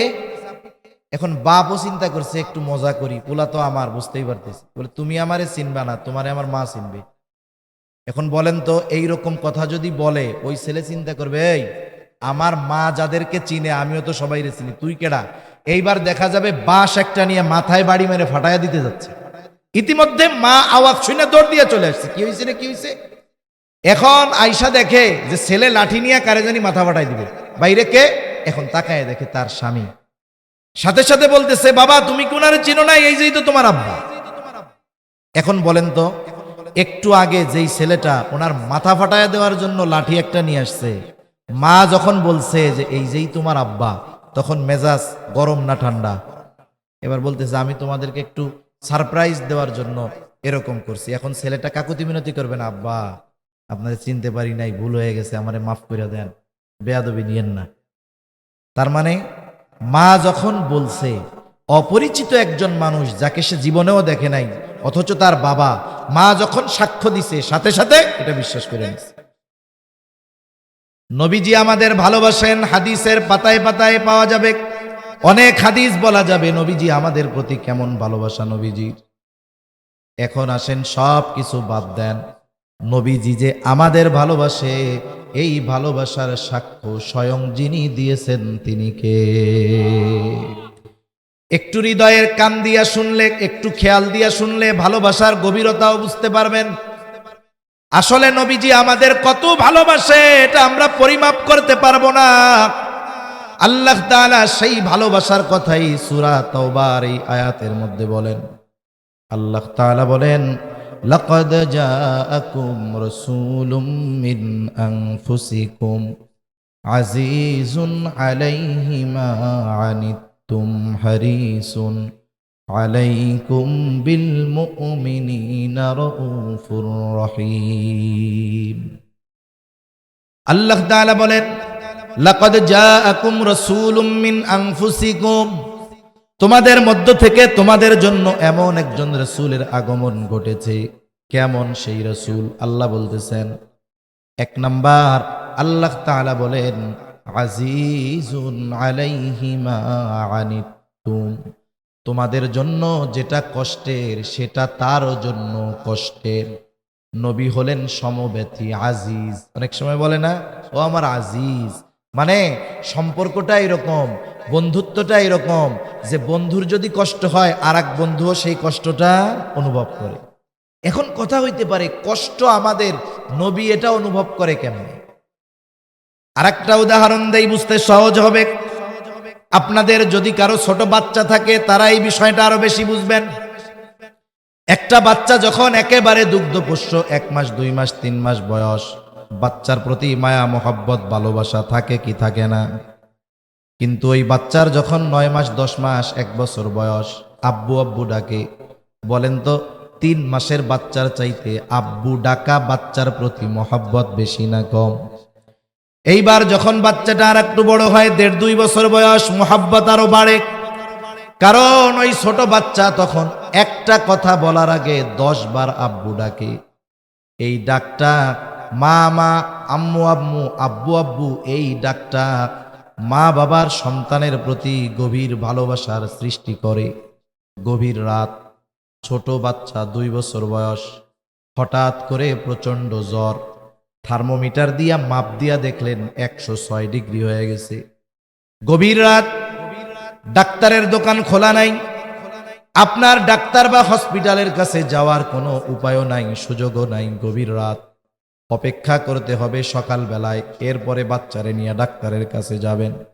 ওই বাচ্চার জ্বরের তীব্রতা এতটা বেশি, অসুস্থতার মাত্রা এতটা বেশি, অনেক সময় আমাদেরও হয়। প্রচন্ড জ্বরাক্রান্ত যখন হয়, এই কষ্টের আওয়াজ মুখ দিয়ে বের হয়, আহ আহ, হয় না এরকম? ওই ছোট বাচ্চা কষ্টে আওয়াজ করতেছে, গা পুড়ে যাচ্ছে, শরীরটা জ্বরে কষ্টে কাঁপুনি হচ্ছে। কত কষ্ট হয় ওই বাচ্চার। ওই পাশে বসা মা বাবা, আমার তো মনে হয় জ্বরের কারণে ওই ছোট বাচ্চার যত কষ্ট হয়, ওই বাচ্চার কষ্টটা দেখে মা বাবার তার চাইতে আরো বহুগুণ বেশি কষ্ট হয়।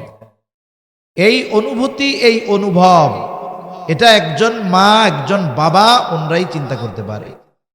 আমাদের সময়ও আমরাও মনে হয় গল্পটা বা কবিতাটা পাই নাই। সম্রাট জহিরুদ্দিন বাবর, মোগল উপমহাদেশে ওয়ালা হুজুরদের ওনাদের পছন্দ হয় না, জানেন আপনারা এটা? ওনাদের পছন্দ হয় না আফগানিস্তানের শাসকদের।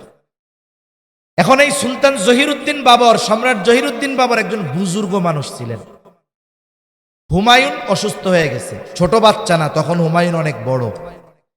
বাবার সন্তানের প্রতি কেমন মোহাব্বত মায়া। এই জহিরুদ্দিন বাবর সন্তানের অসুস্থতা, বিভিন্ন জায়গা থেকে হেকিম ডাক্তার কবিরাজ, ওই জামানায় যেই চিকিৎসার ব্যবস্থা সব করাইছে, সবাই ব্যর্থ। সবার এক জবাব, এই রোগের কোনো ওষুধ নাই, চিকিৎসা নাই, এই রোগের কোনো চিকিৎসক নাই। তবে মহান চিকিৎসক আল্লাহ তাআলা চাইলে এই দুরারোগ্য ব্যাধি থেকে বাঁচা সম্ভব।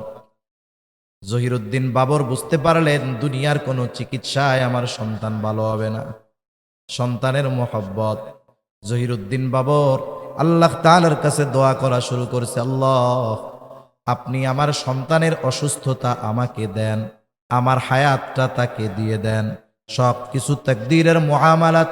ইতিহাস বলে কি হলো, ধীরে ধীরে হুমায়ুন সুস্থ হয়ে উঠল, বাবর শয্যাশায়ী হয়ে গেল, শয্যায় শুয়ে পড়ছে, এখন অসুস্থ হয়ে গেছে। কিন্তু জহিরুদ্দিন বাবর সন্তানের সুস্থতায় এতটা আনন্দিত হয়েছে, সে তার অসুস্থতায় কোনো কষ্ট সে অনুভব করে না। সেই জন্য সন্তানের কষ্ট মা বাবা অনুভব করে কেন? বলে মোহাব্বতের কারণে, ভালোবাসার কারণে। এখন নবী তো আমাদেরকে মা বাবার চাইতে বেশি ভালোবাসে, এই জন্য উম্মতের কষ্ট হবে, এটা নবীর জন্য কষ্টকর। এই জন্য আল্লাহ তাআলা বলেন, আজিজুন আলাইহি মা আনিতুম, তোমাদের জন্য যেটা কষ্টের সেটা তার জন্য কষ্টের। কেন? বলে তিনি হলেন আজিজ, সমব্যথী। 2 নম্বর হারিসুন আলাইকুম, তিনি হলেন তোমাদের জন্য কল্যাণকামী।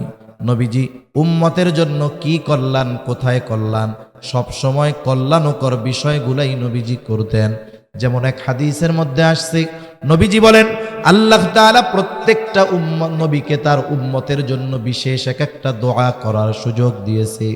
সব নবী তার উম্মতের ব্যাপারে এই দোয়া দুনিয়ায় করে ফেলছে। নবীজি বলেন আমি এই দোয়াটা কি সংরক্ষণ করে রাখছি, কিয়ামতের দিন আমার উম্মতের জন্য এই দোয়াটা আমি আল্লাহ তাআলার কাছে সুপারিশ হিসাবে করব। কারণ ওই দিন এই দোয়াটা আমার উম্মতের জন্য বেশি কল্যাণকর হবে। এজন্য উম্মতের কল্যাণের কথা চিন্তা করে নবীজি এই দোয়াকে সংরক্ষণ করে রাখছেন। এরপরে আল্লাহ তাআলা বলেন বিল মুমিনিনা রাউফুর রহিম, যেহেতু নবী মুমিনের জন্য বিশেষ অনুগ্রহ, এই জন্য মুমিনের প্রতি নবীজির ভালোবাসাও একটু স্পেশাল। ওই যে শুরুতে বলছিলাম আল্লাহ তাআলা বলেছেন লাকাদ মান্নাল্লাহু আলাল মুমিনিন, মুমিনদের উপরে আল্লাহ তাআলার বিশেষ অনুগ্রহ যে ইদবাআসা ফীহিম রাসূলাম মিন আনফুসিহিম, যে তিনি তাদের মধ্য থেকে তাদের জন্য একজন রাসূল প্রেরণ করেছেন। কেন মুমিনদের জন্য বিশেষ অনুগ্রহ? কারণ মুমিনদের প্রতি নবীজির ভালোবাসাটা আর একটু স্পেশাল। মনে করেন আপনার বাড়িতে আপনার এক আত্মীয় আসছে, আত্মীয়র সাথে ছোট একটা বাচ্চা আসছে, ওই রকম একটা বাচ্চা আপনারও আছে। আত্মীয়র বাচ্চা আর আপনার বাচ্চা কি সমান বয়সী। এখন আপনার ছেলের একটা খেলনা আছে, ওই খেলনা নিয়ে আত্মীয়র ছেলেটাও খেলাধুলা করতেছে। এখন আপনার ছেলে দিতে চায় না, এখন দুইজনের মধ্যে একটু মারামারি হয়েছে। আপনার ছোট বাচ্চাটা আপনার আত্মীয়র বাচ্চারে কি করছে, একটু মায়ের দিছে। এখন বলেন তো আপনি কি করবেন? আপনার বাচ্চারে শাসন করবেন কি করবেন না? মায়ের দিছেন না বাচ্চারে? মায়ের দিছেন ঠিক, এর দ্বারা কি এই উদ্দেশ্য নাকি যে আত্মীয়র ওই ছেলের চাইতে আপনি আপনার ছেলেকে কম ভালোবাসেন? বিষয়টা কি এই? শাস্তি দিছেন ঠিক, ভালোবাসায় কোনো কমতি নাই। রাসূল আকরাম সাল্লাল্লাহু আলাইহি ওয়াসাল্লাম, সবাই উম্মত, সবার প্রতি ভালোবাসা আছে, কিন্তু যেই উম্মত মুমিন তার প্রতি নবীজির ভালোবাসা স্পেশাল। সুবহানাল্লাহ। ওই ভালোবাসার কথা প্রকাশ করতে গিয়ে আল্লাহ তাআলা বলেন এই রাসূল মুমিনদের ব্যাপারে হলেন বিল মুমিনিনা রাউফুর রহিম, মুমিনদের ব্যাপারে তিনি রউফ, তিনি রহিম। আল্লাহ তাআলার অনেকগুলো গুণবাচক নাম আছে, এই নামগুলোর মধ্যে অন্যতম 2টি নাম হলো রউফুর রহিম। দুনিয়ার কোনো মানুষ, দুনিয়ার কোনো মাখলুক রউফুর রহিম হতে পারে না। বুঝে থাকলে একটু জবাব দিবেন, রউফুর রহিম কে? আরো জোরে বলেন না কে? রউফ অতি সদয়, রহিম পরম দয়ালু একমাত্র আল্লাহ।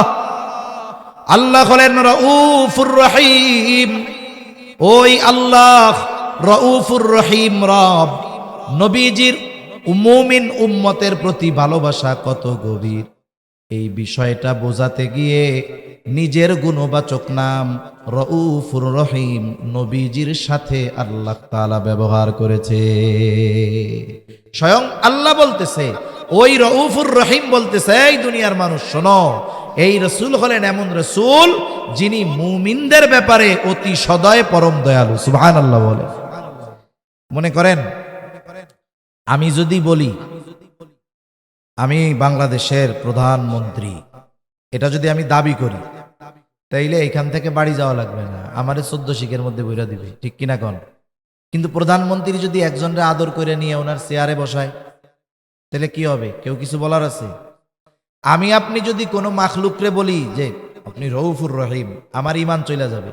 কিন্তু স্বয়ং রউফুর রহিম যাকে বলছে যে ইনি মুমিনদের জন্য রউফুর রহিম, এতে কোনো অসুবিধা নাই। বরং আল্লাহ তাআলা আমাদের প্রতি নবীজির কত দয়া, নবীজির কত মায়া, নবীজির কত মোহাব্বত, এই বিষয়টা বোঝাতে গিয়ে আল্লাহ তাআলা নিজের গুণবাচক নাম নবীজির শানে ব্যবহার করেছেন। সুবহানাল্লাহ। এখন এর চাইতে আর আমি কি বুঝাবো? এখন বলেন তো, এতটুকু তো বুঝছেন যে নবীজি আমাদের কত ভালোবাসে। নবীজির ভালোবাসা তুলনা করার কোনো সুযোগ আমাদের আছে? অকল্পনীয় ভালোবাসা নবীজি আমাদেরকে বাসেন। কিন্তু বাস্তবতা হলো নবীজির এই ভালোবাসার প্রতিদান আমাদের দেওয়ার দরকার আছে না নাই? আলোচনার শেষের দিকে, একেবারে কয়েক মিনিটের মধ্যে শেষ হয়ে যাবে। যেই নবী আমাদের এত ভালোবাসেন, সেই নবীকে আমাদের ভালোবাসা ঈমানি দায়িত্ব। নবীজির প্রতি ভালোবাসা এটা মুমিনের ঈমান। এজন্য নবীজি বলেন, লা ইউমিনু আহাদুকুম হাত্তা আকুনা আহাব্বা ইলাইহি মিন ওয়ালিদিহি ওয়া ওয়ালাদিহি ওয়ান নাসি আজমাইন। নবীজি বলেন, তোমাদের মধ্যে কেউ ততক্ষণ পর্যন্ত মুমিন হতে পারবে না যতক্ষণ না সে তার পিতা মাতা সন্তান সন্ততি এক কথায় সকলের চাইতে আমি নবীকে বেশি ভালো না বাসবে। তার মানে সবচাইতে বেশি আমাকে আপনাকে নবীজিকে বাসতে হবে, নিজের জীবনের চাইতেও নবীজিকে বেশি ভালোবাসতে হবে। এটাই হলো মুমিনের ঈমানের দাবি। আমরা নবীজিকে ভালোবাসতে তৈরি আছি না সবাই? কারা কারা আছে? নারায়ে তাকবীর, একটু জোরে দেন, নারায়ে তাকবীর। মাশাআল্লাহ, হাত নামাই। আমাদের সমস্যা কি জানেন? আমরা ভালোবাসতে চাই ঠিক নিজেদের পদ্ধতিতে। মানে আমরা ইসলামকে কেমন চাই? বলে আমাদের মতো চাই, নবীর মতো, আল্লাহর মতো আমরা ইসলাম পালন করতে চাই না। ইসলাম পালন করতে চাই আমরা আমাদের মতো, যেটা আমাদের সুবিধা এটা করবো, যেটা করলাম না, বাদ। কিন্তু বিষয়টা হলো এরকম, নবীজিকে ভালোবাসতে হবে, এটা মুমিনের ঈমানের দাবি, ঈমান সম্পৃক্ত বিষয়। এখন ভালোবাসবো কেমনে? বিষয়টা হলো, আমরা তো নবীজিকে সামনে পাই নাই। একজনকে যদি সামনে পাওয়া যায়, মানুষ তার ভালোবাসার সর্বোচ্চটা প্রদর্শন করতে পারে। আবু বকর নবীজিকে সামনে পেয়েছে, নবীর মোহাব্বতে ঘরের সব সম্পদ এনে নবীর সামনে দিয়া দিছে। হযরত তালহা নবীজিকে সামনে পেয়েছে, উহুদের ময়দানে নিজের বুকটাকে নবীর জন্য ঢাল বানায় দিছে।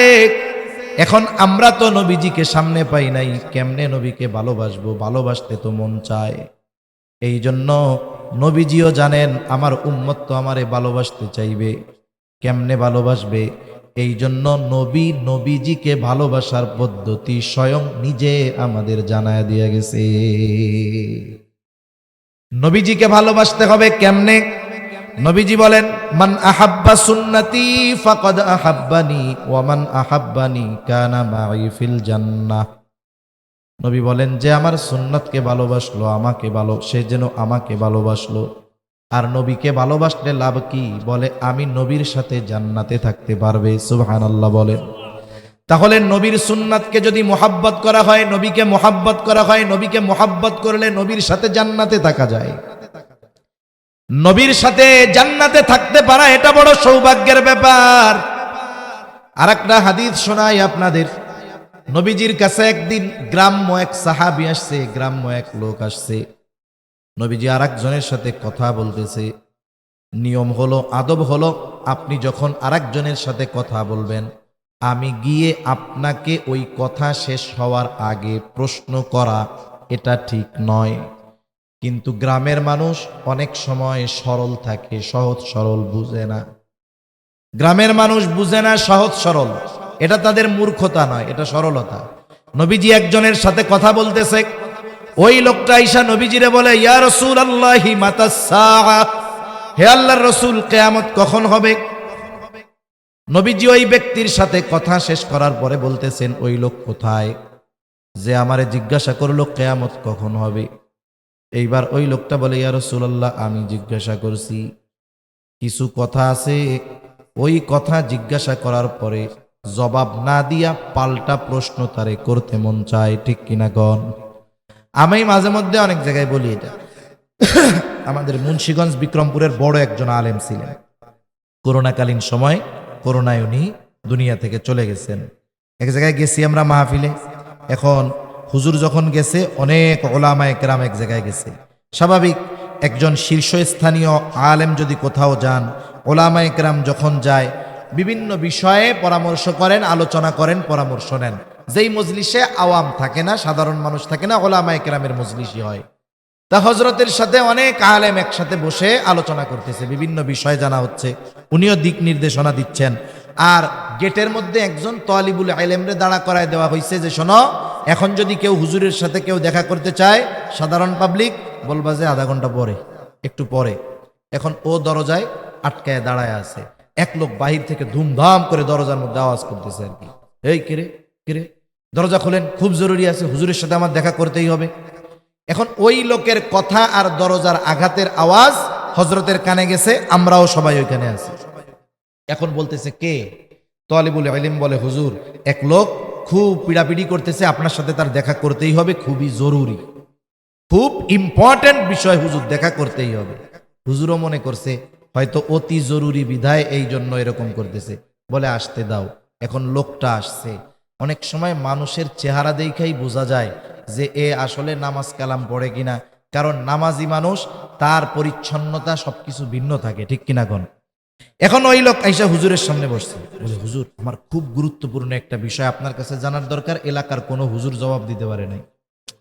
কি গুরুত্বপূর্ণ বিষয়? এখন বলতেছে, হুজুর, রাসূল সাল্লাল্লাহু আলাইহি ওয়াসাল্লামের শ্বশুর শাশুড়িগুলো সবার নাম আমার জানার দরকার। সুন্দর গুরুত্বপূর্ণ প্রশ্ন না? কবরে রাখার পরে এই জায়গা থেকে 2-4টা জিজ্ঞাসা করবে, তো কি বলেন? জিজ্ঞাসা করবে।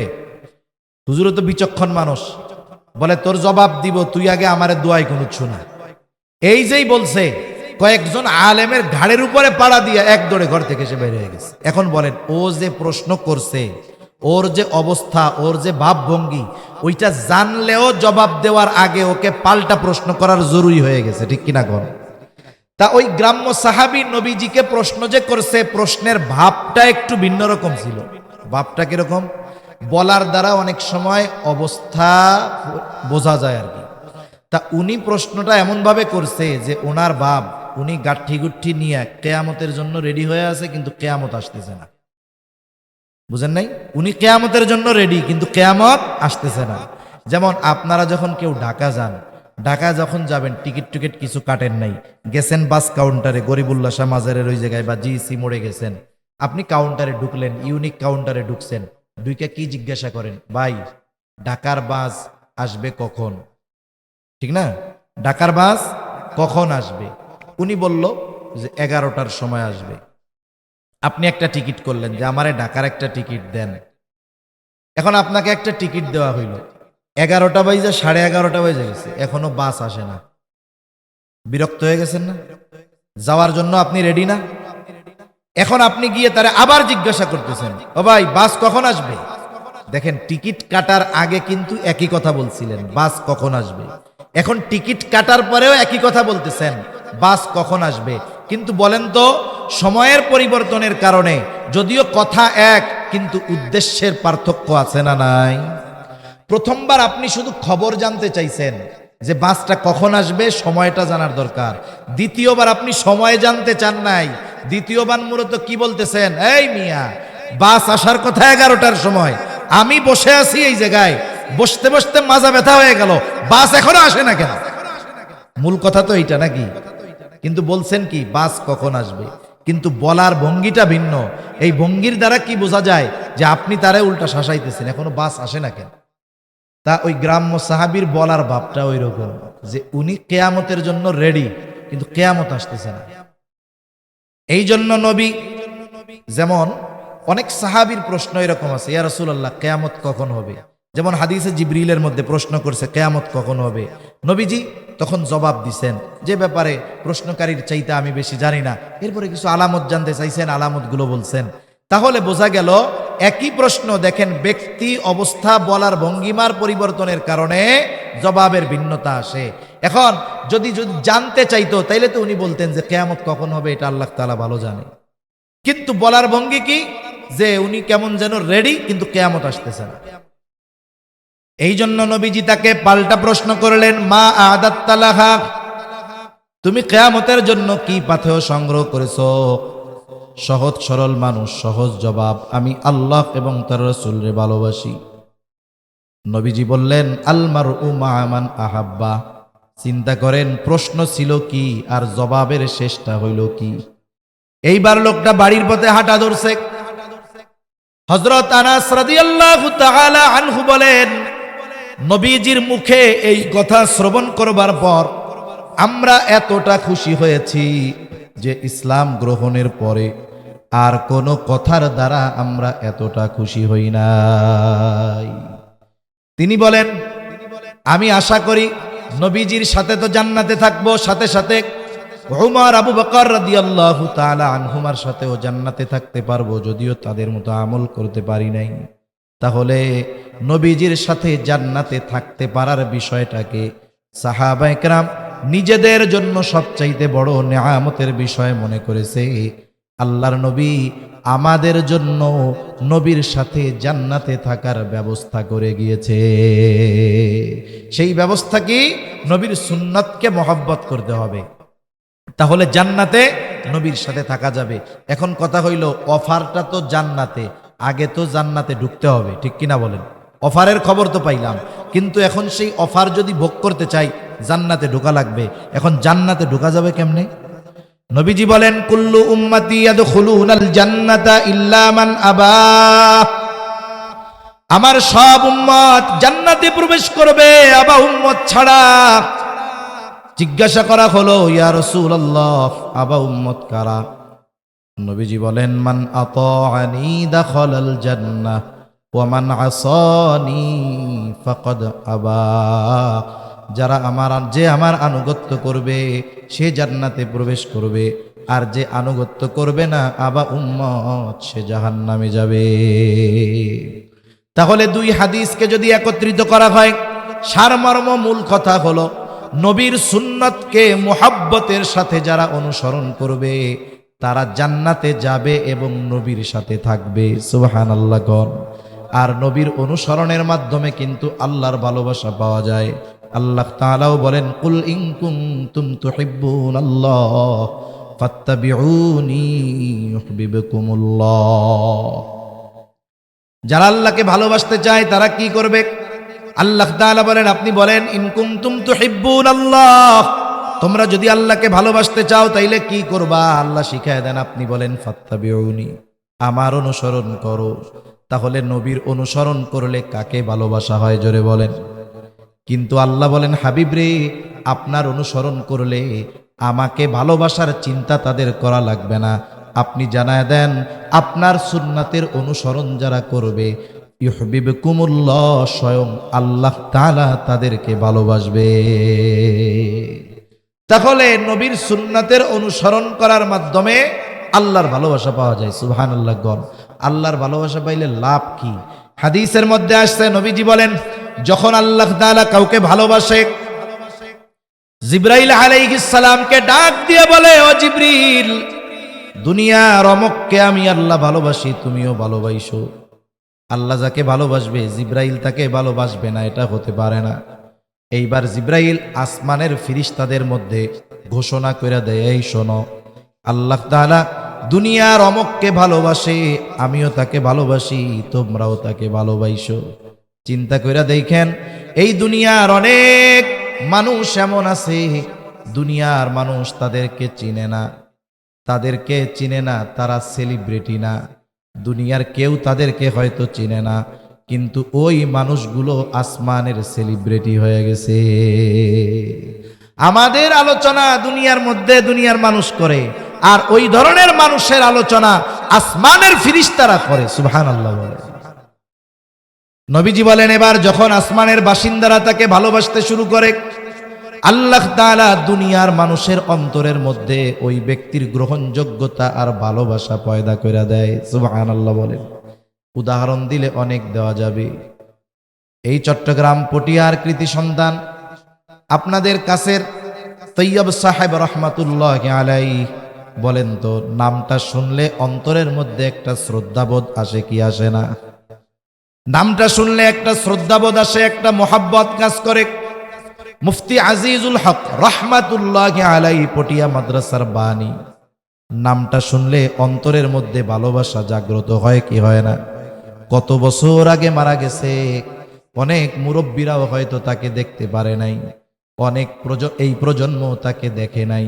না দেখুক তাতে কি, কিন্তু নামটা শুনলে মোহাব্বত ভালোবাসা অন্তরে আসে কি আসে না?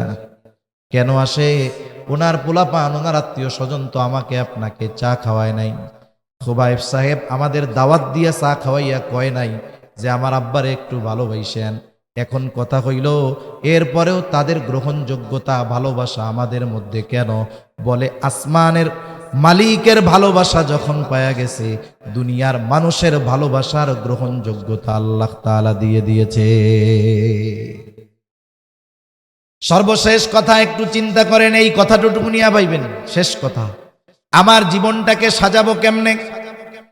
হায়াত খুব অল্প, আমাদের সকলকে চলে যেতে হবে। এই জন্য বুদ্ধিমান হলো সেই ব্যক্তি যে নিজে আখেরাতের পাথেয় সংগ্রহ করে ওই সফরের জন্য প্রস্তুত থাকে। শেষ একটা কথা বলে আলোচনা শেষ করি।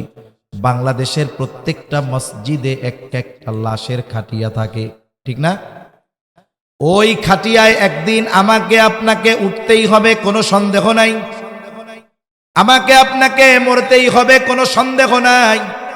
একটু হৃদয় দিয়ে চিন্তা কইরেন, একটু ভাইবেন, যেই কথাগুলো যেটা বলি একটু চিন্তা কইরেন।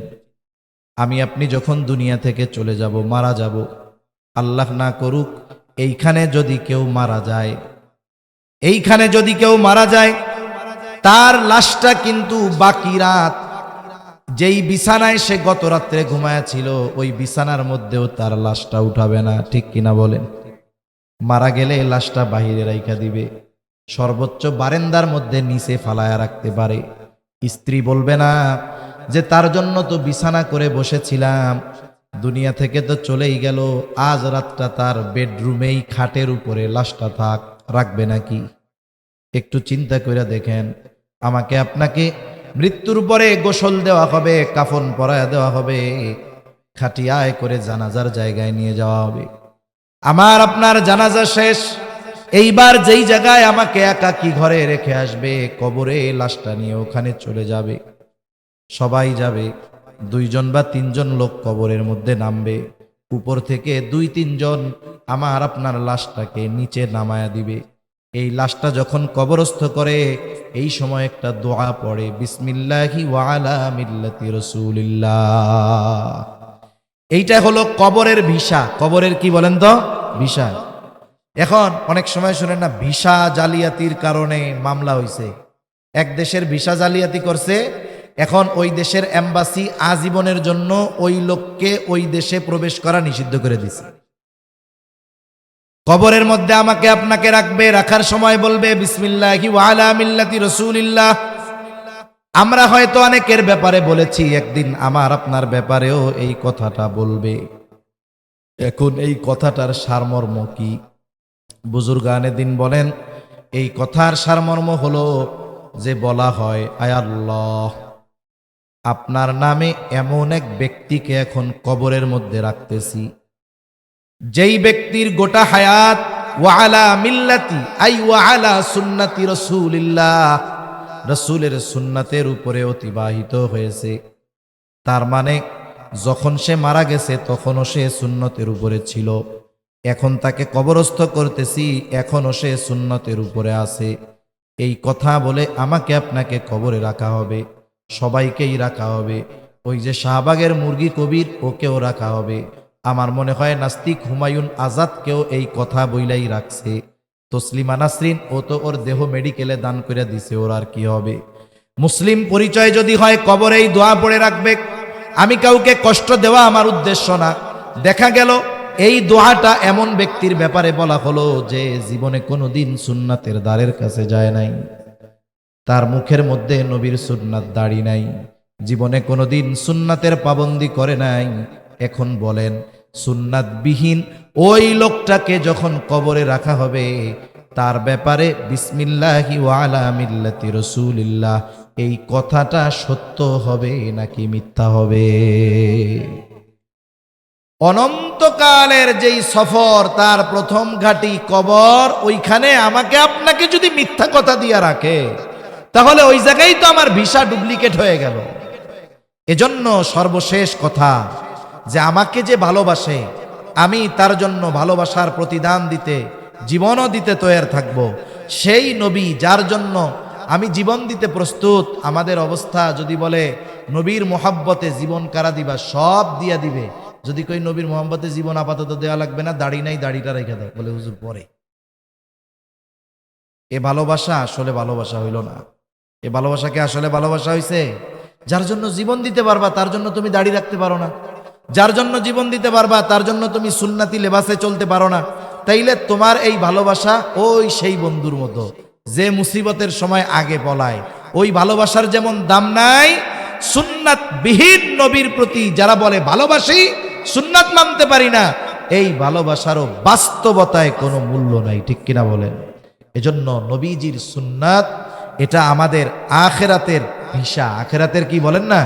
কারণ কবরে রাখার সময় ইমানের কথা কয়, অন্য কোনো কথা বলে, কি বলে? যে নবীর সুন্নাতের উপরে রাখলাম, এটা নবীর সুন্নাতের উপরে ছিল, আর এই সুন্নাতের উপরে তারে কবরে রাখলাম।